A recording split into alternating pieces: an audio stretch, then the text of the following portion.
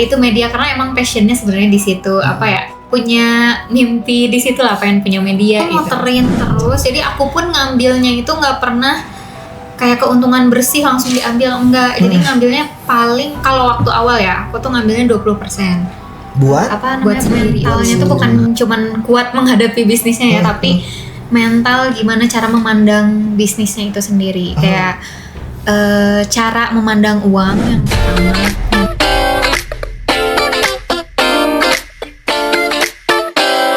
Selamat datang lagi. Kita udah lama gak ketemu ya, Gina ya. Iya, Abok senior saya. Ini Teh Gina, saya panggil Teteh aja ya untuk teman-teman yang mungkin khususnya yang seusiaan atau di bawah Teh Gina nih punya motivasi bisnis yang sama di bidang jual beli emas ya. Teh Gina ini yang saya tahu karena kebetulan teman lama, cuman sekarang rezekinya luar biasa. Kita perlu banyak belajar, usia muda namun sudah berani mengambil resiko, termasuk ditipu. Sudah pernah ditipu? Pernah. Ya, Teh Gina silakan, saya pengen dengar tentang Teh Gina, kenapa bisa terjun ke bisnis emas? Oke, jadi sebenarnya awal mulanya tuh aku terjunnya ke media. Ya dari dulu kan aku belajar ke Abok, ke Aizu. Itu media karena emang passionnya sebenarnya di situ. Apa ya, punya mimpi di situ lah, pengen punya media gitu dan segala macam. Nah terus aku dan partner bikinlah perusahaan POV Media waktu itu. Waktu itu masih ya pokoknya masih kecil-kecilan lah media, agensi kecil-kecilan. Tapi kan kayak baru berempat waktu itu, terus juga ada efisiensi dari pemerintah waktu itu media ya. Jadi kita mode survive, dan waktu mode survive itu aku punya mentor. Nah si mentor ini ngasih tahu cara survive untuk menghidupi bisnis media ini adalah melalui dagang. Karena namanya media kan lumayan survive lah. Betul. Yang aku jalani itu agensi sebenarnya. Nah terus disuruh dagang, waktu itu nggak dikasih tahu harus dagang apa. Terus kepikiran lah. Jadi waktu itu aku tuh sebenarnya kan dapet beasiswa. Beasiswa LPDP, boleh disebutin nggak sih? Boleh. Kan jadi LPDP itu lumayan ya, 3/3 bulan itu dapet gitu. Nah waktu itu dibeliin emas, dan pas mode survive itu ya udah aku coba jual emasnya. Oke. Jadi itu benar modal sendiri atau ngehimpun dana dari mentor, dari teman-teman, atau gimana tuh? Oke. Nah yang awal itu buat nguliknya, karena awal ngulik itu sebenarnya akhirnya kepikiran emas lah ya. Akhirnya kepikiran emas karena emang di 5 tahun sebelumnya tuh pernah punya apa di jurnal tuh kayak ada nulis jadi juragan emas, kayak iseng-iseng sih. Iya. Terus kepikiran lagi ngelihat waktu itu aku beli emas, jual emas buat bisa ngehidupin si media itu. Akhirnya aku daftar reseller. Oke. Jadi awalnya tuh aku daftar reseller dulu pakai uang pribadi, sama pokoknya dari uang beasiswa itu aku beliin emas. Beliin emas, terus sambil daftar reseller ke beberapa toko emas gitu. Jadi nggak jadi reseller di satu toko doang. Udah tuh. Nah terus abis daftar reseller, aku pitching lah. Kayaknya kalau jualan emas kita tuh perlu modal yang lumayan ya, karena beli barangnya kan harganya lumayan. Lagi gitu. tinggi-tingginya apalagi ya? Waktu itu kayaknya akhir Maret awal April gitu. Itu kan baru mulai, belum naik sih, tapi udah mau mulai tuh. Nah awal April itu pitching lah. Saya butuh modal buat emas. Waktu itu nggak ngasih tahu juga bakal dapet berapa ke mereka, karena aku juga masih kayak ngawalin lah, belum kebayang gitu profitnya berapa. Terus akhirnya dapet tuh hasil pitching itu. Yang pertama ke mentor, terus ada jadi waktu itu pas pitching tuh ada beberapa orang lah yang orang bisnis juga. Akhirnya adalah jadinya 2 orang sih. 2 orang awal buat nge-invest di Gina Gold ini. Gimana cara meyakinkan Teh Gina ke dua orang itu supaya dua orang itu akhirnya percaya ya, trust ngasih modal kan gitu? Karena tadi dari sisi usia Gina masih sangat muda lah ya. Iya. Mentalitas juga mungkin orang mentalitas anak seusia Gina, tapi kok berani incas modal besar gitu, modal untuk usaha emas. Oke, jadi sebenarnya orang-orang ini tuh apa ya yang udah punya apa ya, udah percaya gitu sama aku.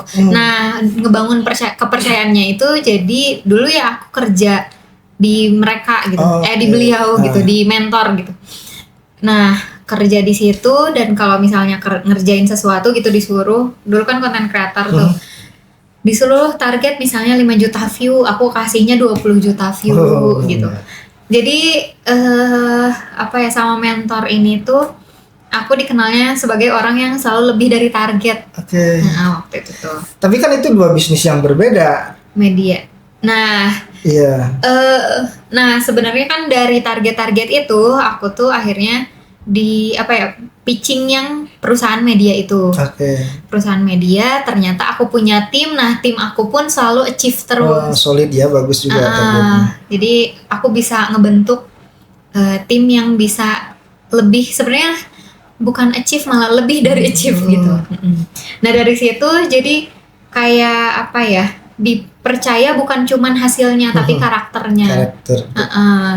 Gitu karakternya, kayak apa ya. Terus kalau waktu itu sempat nanya sih, kenapa sih bisa percaya sama aku gitu. Terus kata dia, orangnya nggak pernah ngelihat apa ya, uang sebagai tujuan. Jadi kalau misalnya disuruh tuh nggak pernah nanya ini uangnya berapa gitu. Kayak ya udah dilakuin dulu, nanti kayak apa ya, jadi kayak paham kan pokoknya.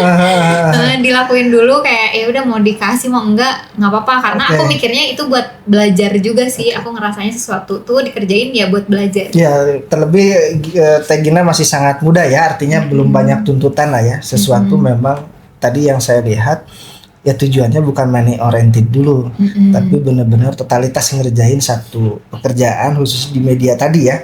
Iya. Sehingga beliau percaya gitu. Iya, karena kayak kan aku niatnya waktu pitching tuh aku pengen jualan ini buat ngegedein bisnis media ini, karena aku korelasinya ke sana ya. Karena aku pengen punya media ini tuh gede lah gitu, dan mereka setuju gitu. Berapa nih angka invest pertama di kisaran aja nih dari dua beliau-beliau ini, dua senior Gina ini? Waktu pertama itu nggak apa-apa sih disebut aja 70 juta aja. 70 juta. 70 juta aja. Itu sudah punya konsep jualannya apa belum? Nah, itu dia. Belum. Jadi cuman paling kayak aku kan konten kreator. Berani sekali itu ngasih duit 70 juta belum punya konsep. Iya. Makanya nah itu tuh aku cuman kayak mereka percaya aku bisa marketing lah sebenarnya. Kayak udah bisa menguasai media. Aku bilang aku ini sebagai sosial media spesialis gitu. Selalu ngepromosiin, ngegedein akun-akun orang. Kayak masa akun jualan sendiri nggak bisa digedein gitu. Kayak gitu, yang sebelumnya juga udah bisa ngasilin profit berapa, masa yang sendiri nggak nyampe gitu. Gitu. Cuman waktu itu, waktu pertama itu cuman ngejanjiin profitnya cuman 6 juta lah. Ternyata bisa lebih dari itu. Nah, mereka makin yakin lah gitu. Setelah sukses di tadi yang 70 juta, invest lagi nggak? Atau stok di sana Gina yang muterin sampai gede sekarang? Itu muterin terus. Jadi aku pun ngambilnya itu nggak pernah kayak keuntungan bersih langsung diambil, enggak. Jadi ngambilnya paling kalau waktu awal ya, aku tuh ngambilnya 20%. Buat sendiri itu. Nah, jadi dari profit 100% tuh. Nah, 80%-nya buat modal lagi, ambilnya 20%.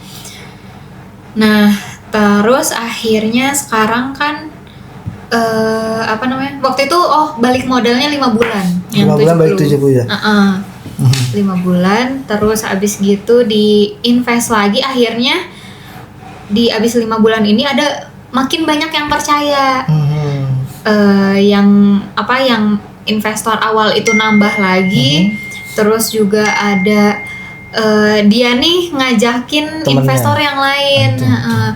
Dia ngajakin investor yang lain. Jadi sekarang ada berupa macam-macam lah. Ada yang invest, ada yang konsinyasi bentuknya. Terus juga sekarang tuh ada yang ada baru nambah satu lagi di bulan ini. Itu dari perusahaan. Gitu. Sudah masuk ke Masuk. wilayah bisnis yang gede juga ya. Karena kan sekarang setelah 5 bulan jualan sendiri itu ada toko nih. Nah toko tuh ternyata permintaannya jadi makin banyak. Kayak butuh yang 100 gram, 250 gram, bahkan ada yang 1 kilo gitu. Aku butuh modal yang lebih gede gitu. Jadi di apa ya namanya? Ya nanya-nanya aja. Apa ya, keliling gitu ngetokan. Keliling.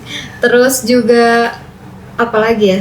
Iya sih. Nah dari yang awal itu setelah di in-charge juga aku nggak pernah ngambil gede juga sih. Malah yang asalnya 20%, sekarang tuh ngambilnya aku cuma 10%. Makin gede justru presentasi buat sendiri yang kecil. Iya makin kecil karena emang aku seneng aja gitu ngelihat uang banyak. Terus ngelihat modal makin banyak tuh jadi lebih enak gitu. Awas nanti ada yang ngincer. Kayaknya itu di-cut ya. Terus gini, Teh Gina, tadi ya secara mentalitas memang tidak ditentukan oleh usia ya, tapi pengalaman itu sangat berpengaruh. Saya pengen diskusi tentang hal ini karena saya khawatir teman-teman di sana yang usianya masih pada muda itu terbentur pada tadi pengalaman yang minim, mentalitas yang kurang. Ini contoh realnya sudah ada gitu, Teh Gina. Saya pengen tahu nih, seusia Teh Gina dengan uang yang segitu gede gitu ya, segitu banyak, pasti tergoda lah. Iya. Ya, tergoda untuk memanjakan diri sendiri, mempercantik diri sendiri. Seberapa besar godaan itu dan seberapa bisa Teh Gina menangkis itu gitu? Oke. Sebenarnya yang pertama di mental dulu kali ya. Itu yang selalu diajarin sama mentor aku juga. Kayak mentalnya tuh bukan cuman kuat menghadapi bisnisnya ya, tapi mental gimana cara memandang bisnisnya itu sendiri. Kayak cara memandang uang yang pertama, yang paling penting. Jadi biar nggak gatelan, gatel ke uang lah. Saya pengen langsung dapet duit gede langsung pengen dipakai gitu. Nah untungnya aku tuh dari dulu juga kayak ke uang teh nggak terlalu ini juga sih. Bukan orang yang terlalu konsumtif. Tapi kalau aku mau ya harus mau sih. Cuman nggak yang nggak kekeh gitu. Bukan nggak kekeh, apa ya? Kekehnya nggak sering gitu. Kekehnya nggak sering gitu. Kalau buat belanja diri sendiri gitu. Ada seneng kadang misalnya belanja misalnya barang mahal ya beli aja sih sebenarnya. Cuman apa ya yang ngebedain? Mungkin ada namanya sama mentor aku tuh disebutnya akomtif uang tuh. Jadi dari dulu aku udah kelatih, misalnya waktu dulu tuh gaji 1.500.000. Gimana? Di salah satu perusahaan dia gaji 1.500.000. Nah akomtif tuh sebenarnya ngelatih nahan diri untuk nggak konsumtif. Nah tapi dilatihnya sama bisa ngebagi dulu uang. Kayak uang misalnya 1.500.000 aku dapat gaji, ya aku ngambilnya cuma 750. Setengahnya lagi aku simpen gitu, entah nanti buat modal usaha atau apa gitu. Nah itu tuh kebiasaannya sampai sekarang. Nah jadi yang boleh aku boleh hura-hura, aku juga kayak aku seneng jalan-jalan juga, kayak ya udah aku buang-buang duit juga gitu. Cuman dari penghasilan tadi misalnya si Gina Gold itu atau perusahaan aku yang di media, aku nggak pernah ngambil 100%, bahkan mungkin 50% ya rata-rata. Tapi aku ngambilnya 10%. Nah dari 10% ini aku bebas mau aku foya-foya mau apa gitu, karena sebenarnya 10% lainnya buat bagi hasil juga. Nah berarti kan 80% tuh buat perusahaan, buat Gina Gold-nya. Nah 80%-nya itu udah nabung gitu. Gitu. Jadi ya udah 10% doang yang dipakai. Jadi ini seharusnya bisa jadi gambaran umum ya, orang yang punya duit nggak harus selalu ngabisin duit, nggak harus Iya, nggak selalu harus. konsumtif ya, apalagi fokus di usaha. Terus gini, berbicara tentang Gina Goalnya nih dari awal, udah berapa tahun sih ini teh? Belum setahun. Belum setahun ya. Nah kira-kira nih belum setahun, ada 8 bulan, 7 bulan, Berarti 10 10 bulan. Berapa itu omset Ginago? Mau disebutin enggak? Soalnya pasti banyak yang ngincer gitu tuh. Sebut aja. Kalau omset per bulan sekitar ya 2 digit M. Wah, 2 digit M. Ini rumus baru nih. Kosakata baru 2 digit 2 M. digit M. Luar Saya biasa sebenarnya kalau di dunia emas ini segitu tuh pemula sebenarnya. Oke.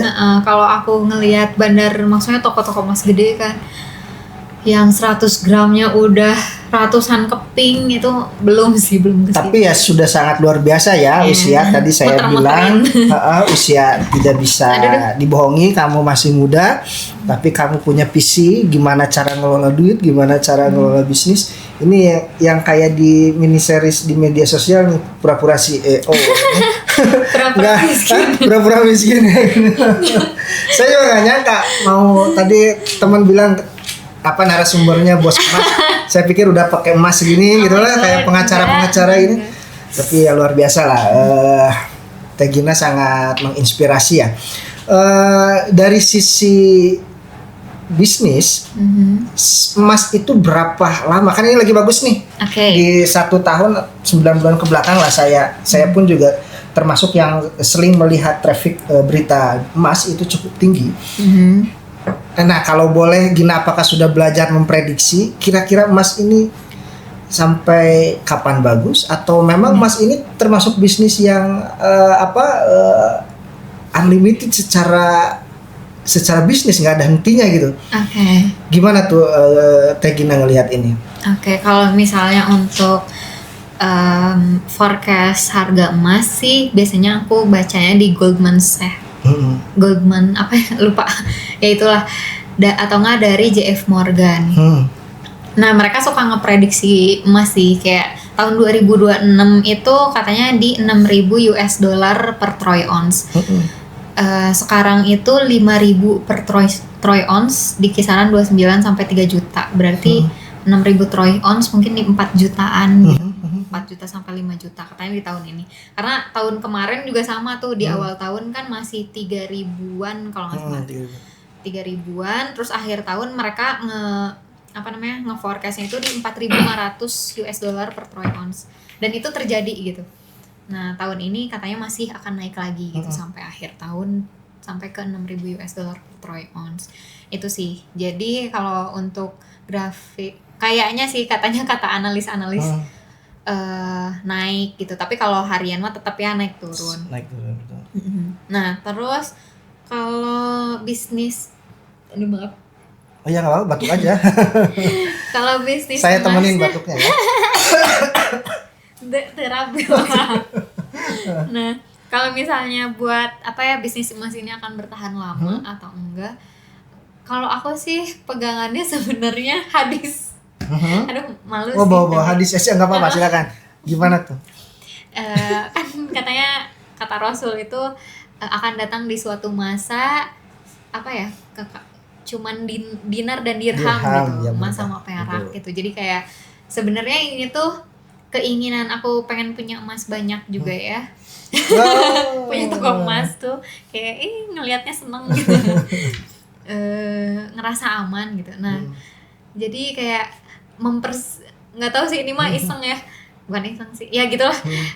Niatnya tuh mempersiapkan akhir zaman gitu. Jadi kayaknya iya deh gitu, kata Rasul gitu, kayaknya iya deh. Langsung kiamat dong. Ya nggak juga sih. Cuman ya kayaknya emas sama perak gitu. Makanya sekarang juga kan di Gina Gold mulai ngumpulin perak juga, jual perak juga gitu. Itu kan tadi basic Teh Gina itu media, sebagai seorang content creator juga ya, sehingga saya berpikir Teh Gina tidak terlalu sulit ya memasarkan produk baru emas yang baru beberapa bulan berjalan ini. Nah, kira-kira apa tes konten itu dilakukan Teh Gina seberapa lama untuk jual emas di media sosial? Oke. Nah, oh iya disclaim dulu, aku tuh konten creator ngerjain konten orang, tapi konten sendiri tuh nggak pernah mau. Oh gitu. Jadi bisa di akunnya di stok kita mana tuh FYP.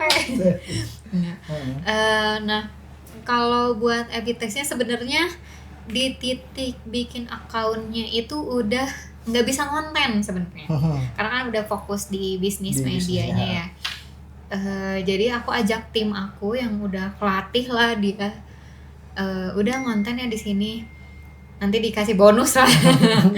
udah langsung bisa sih, jadi nggak A/B test dan segala macem, udah langsung FYP kayak gitu. Jadi kalau untuk sosmed paling yang dibangun itu di story Instagramnya gitu, kayak dibikin trust, gimana akun kita FYP kan nggak selalu bikin trust orang ya. Betul.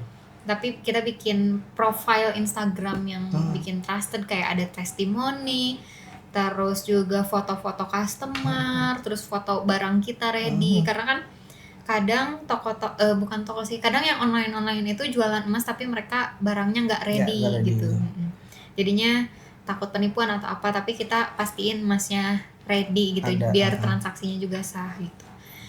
Terus waktu dulu kan belum punya toko juga ya, jadi paling COD kayak gitu, diyakinin juga COD-nya. Ya kan tantangan ya di media sosial itu, karena nggak ketemu ya. Tapi orang bisa trust dan transaksinya sukses ya. Iya. Sekarang ada toko. Iya. Kenapa memilih ada toko? Kan sudah sukses dengan media sosialnya, dengan cara-cara digital lah, jualan emas di media sosial. Oke, kalau yang pertama sih punya toko itu, aku waktu itu udah nggak bisa ngerjain sendiri. Pertama, udah nggak bisa ngerjain sendiri, terus butuh tim, jadi aku perlu delegasi, dan delegasi ini kan biasanya emasnya disimpan di aku gitu. Sedangkan kalau misalnya aku ada meeting gitu ngerjain media ke Jakarta atau kemana, jadi tokonya libur. Makanya jadi harus ada sistem gitu sih. Harus ada sistem, harus bisa delegasi, ada tim, biar kalau aku nggak ada juga si bisnis ini bisa tetap jalan gitu. Customer bisa tetap terpenuhi kebutuhannya. Per hari ini udah jual emas belum? Udah. Sudah berapa nih? Sampai jam berapa nih? Jam 3:30 ya? Apa 3:30? Berapa ya? Bentar lihat admin. Oh, cek guys. Apanya? Zoom. Hari ini sudah berapa nih jual dari tadi jam 6 pagi sampai sekarang? Kalau transaksi udah, coba lihat bro. Ini jadi luar biasa ya. Cara konvensional iya, digital juga iya. Jadi hasilnya juga bikin kaget yang dengar gitu. Berapa coba sampai jam sekarang? Hari ini udah 12 transaksi. Nilainya? Aduh, nilainya harus cek rekening dulu. Oh ya. Oke, nanti di WA saja ya nilainya. Biar kebagian segitu komisinya. Jadi Teh Gina kan tadi ya, tumbuh berkembangnya bisnis Teh Gina ini kalau saya lihat real dari trust orang ya. Betul. Nah, sekarang orang seperti apa sih yang sering tadi yang sering bertransaksi atau mungkin invest dari politisi, artis, atau siapa nih? Oke, yang paling sering itu adalah ibu-ibu dan rata-rata yang punya bisnis online atau enggak dia punya grosir, UMKM lah. UMKM malah? UMKM. Okay. Itu sering ibu-ibu ini udah jadi langganan gitu. Tiap bulan mereka rajin, atau kadang mungkin misalnya tiba-tiba ada orderan banyak atau apa gitu, tiba-tiba beli teh gramasi yang 25 gram gitu. Tapi rutinnya mah yang 2 gram, 3 gram, 5 gram gitu. Oke. Itu sering banget. Pokoknya sering, kalau ditanya profesinya apa, punya jualan online sama punya grosir ada sih ya beberapa, ada politisi juga, ada polisi, ada beberapa yang sering langganan. Jadi saya tertarik nih terkait pelaku UMKM emak-emak. Kan mindsetnya emak-emak itu kalau ya jualan, ya saya nggak tahu ternyata dia invest di emas ya. Di luar apa? Ya kalau saya nggak diskusi saya nggak tahu. Nah kira-kira artinya UMKM yang di media sosial yang sering jualan di medsos cukup bertumbuh ya secara bisnisnya. Di medsos Iya. jualan mereka? Iya, jualan mereka. Kayaknya Kalau sih dilihat iya. dari traffic pembelian ke Teh Gina gitu. Iya, karena online ya. Iya, soalnya ada yang 5 gram gitu. Kadang kayak ditanya jualannya apa. Ada yang mainan anak, terus ada yang ya sembako biasa gitu, macam-macam. Kayak gitu, Mas. Banyak sih, sering mereka langganan setia Gina Gold kayaknya. Jadi ini hal yang bagi saya mungkin ya karena mungkin saya keterbatasan informasi. Saya pikir pelaku UMKM tadi hanya berkutat di circle-nya gitu ya. Hanya sebatas rutinitas jualan, tapi sudah berpikir untuk invest di emas ya. Sangat positif lah ya, artinya cukup baik lah bagi emak-emak ya. Nah terus gini, Teh Gina, sebetulnya bisnis yang dijalankan Teh Gina ini bisa ditiru teman-teman yang masih muda, nggak anggaplah usia SMA atau kuliah lah, bisa ditiru nggak? Sebenarnya bisa-bisa aja, karena namanya jualan tuh kadang sering banget ya yang nanya ini, Gin aku bisa jualan nggak ya? Tapi aku mah teman-temannya nggak kayak kamu, katanya yang banyak orang kayaknya ketawa nggak ada, malah jarang. Justru aku selalu bilang justru yang orang-orang dekat aku itu jarang beli ke aku gitu. Aku tuh langganan di Gina Gold tuh malah orang-orang baru gitu, orang-orang yang nggak kenal. Nah jadi kalau misalnya mau jualan ya udah cari orang-orang baru itu gitu, karena pasti ketemu aja kok kalau kitanya ngulik marketnya siapa. Kayak aku kan ngulik marketnya ibu-ibu, kebiasaannya apa, kesukaannya apa, perlu dibonusin apa kan gitu ya. Maksudnya trik-trik marketing apa yang harus dipakai gitu. Jadi menurut aku jualan emas ini siapapun bisa Siapapun jualan. bisa. Nah, Bapak-bapak bisa nggak bapak-bapak? Bisa. Nah ini nih sering, tapi agak unik sih kalau bapak-bapak itu. Aku udah kayak ada sekitar 5 orang yang diajakin buat, ayo bapak-bapak ini duitnya lumayan loh gitu, udah di Bibita gitu dan segala macam. Enggak, kan cewek ini mah gitu. Tapi sebenarnya bisa-bisa aja kalau kita oke marketingnya. Terus juga apalagi ya? Oh iya, nah kalau misalnya mau mulai jualan gitu, kan aku juga dulu dari reseller nih. Karena reseller tuh sebenarnya ngolah marketing kita buat nyobain A/B test market ini siapa gitu, baru punya barang kan. Nah kalau misalnya mau ngawalin bisa juga jadi reseller Gina Gold dulu. Nah itu sudah ditawarin nih. Jadi rekan bisnis Teh Gina nih untuk bantu jualan ya. Iya betul, nggak perlu modal jutaan, maksudnya nggak perlu modal yang gede-gede banget gitu. Cukup nyobain jajan 1 gram. Jajan 1 gram. Nyobain jajan 1 gram aja, udah bisa jadi reseller di Gina Gold gitu. Terus ini Teh Gina, kan ini berbicara ekosistem ya. Tentu Teh Gina punya model bisnis sendiri yang mungkin di orang lain nggak ada gitu. Artinya punya kekhasan, punya ramuan untuk bisa memanage bisnis emas ini. Kalau untuk ramuannya ya silahkan itu di skip gitu. Tapi saya pengen tahu untuk memulai bisnis ini, kan tadi kalau Teh Gina ada investor dari 2 mentor. Sebetulnya untuk memulai dengan bisnis reseller itu cukup menjanjikan apa enggak? Karena banyak juga kan tawaran reseller tapi akhirnya capek gitu kan. Manasin mesin medsosnya terus itu kayak gimana Teh Gina? Buat jadi reseller worth it atau enggak? Nah kalau menurut aku sih yang buat yang belum tahu harus dipercaya sama siapa dapat modal.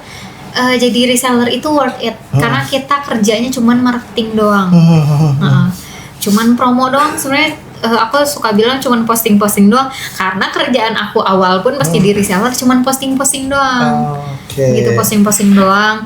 Aku masarin sih kayak ada 50 gram, 25 gram, tapi aku minjem foto dari bandar aku gitu, dari toko emas yang pernah aku resellerin gitu. Posting dia, tapi pas transaksi juga aku jelasin ini barangnya belum ada di aku ya, tapi nanti aku ambil dulu gitu. Kayak gitu. Terus dibilang worth it banget karena waktu awal-awal jadi reseller pun dapet komisi ya lumayan lah gitu. Belum sampai 2 digit sih, tapi lumayan gitu buat sendiri mah. Oke, terima kasih Teh Gina, luar biasa sekali ya bagi-bagi pengalaman di bisnis tadi, termasuk ada masuk pada fase rugi, pada fase ditipu orang gitu ya, itu kan jadi hal yang biasa ya. Oh ya, belum diceritain ya? Ya ceritain dulu aja, ini harus ini biar nggak rugi, biar nggak ditipu. Termasuk tadi usia berpengaruh nggak? Kamu kenapa bisa ketipu gitu? Oke.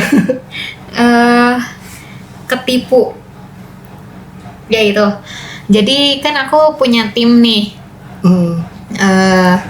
Ketipu 50 gram itu waktu itu Oktober 120 jutaan. 120 juta. 120 jutaan hilang tuh. Itu karena yang salah itu sistem. Bukan kamu salah baca orang.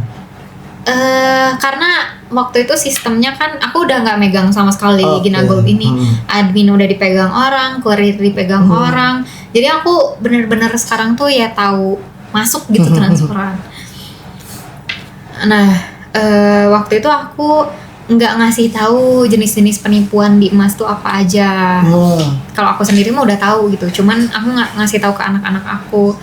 Terus ya kalau transaksi langsung transfer aja biasanya. Nah, ternyata yang salah itu adalah harus dibikin sistem yang lebih detail gitu, yang lebih rapi lah, nggak transfer minta norek sen. Nggak serampangan ya. Langsung transfer gitu kan. Kalau sekarang kan kita mau buyback atau mau jual isi formulir dulu, ditanda tangan dulu. Ini bener nomor rekeningnya di sini gitu, dipastiin. Karena waktu itu nggak mastiin dulu ini nomor rekening orang yang punya 50 gramnya atau enggak gitu. Jadi kecolongan kan akhirnya. Jadi kecolongannya itu bukan karena orang, maksudnya bukan karena pegawainya, tapi emang karena sistemnya yang salah. Jadi di bisnis itu akhirnya aku belajar kalau yang diperbaiki itu diperapiin tuh sistemnya. Tapi posisi sudah ikhlas ya saat itu?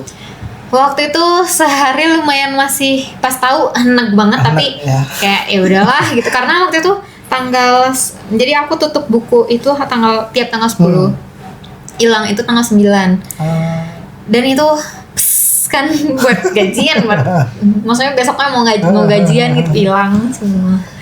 Ya, terima kasih nih Teh Gina, banyak cerita ya, apalagi ini saya yakin sangat bermanfaat buat teman-teman yang usianya di bawah Teh Gina, berarti jauh di bawah saya ya. Bisa bisnis, caranya reseller, bahkan Teh Gina ngajak kerja bareng nih dengan teman-teman, mudah-mudahan sinergis dan bisa jadi ya tadi pengusaha sukses di usia yang muda. Meskipun tadi kena jebakan atau kena penipuan, itu bagian dari pengalaman ya. Iya, tapi karena jadi pengalaman banget. Pengalaman yang sangat mahal, pengalaman ditipu harganya 120 juta. Jadi aku tuh yang ketipu tuh dananya dibilang SPP ditulisnya kalau di pencatatan pembukaan, SPP sekolah. Disebutnya uang sekolah. Biar enggak enak. Oke, terima kasih Teh Gina. Iya, makasih. Sudah ketemu, ini udah lama. Terima kasih untuk semua yang menyaksikan video podcast dari nol sokoguru.id. Kita ketemu lagi di podcast selanjutnya. Assalamualaikum warahmatullahi wabarakatuh.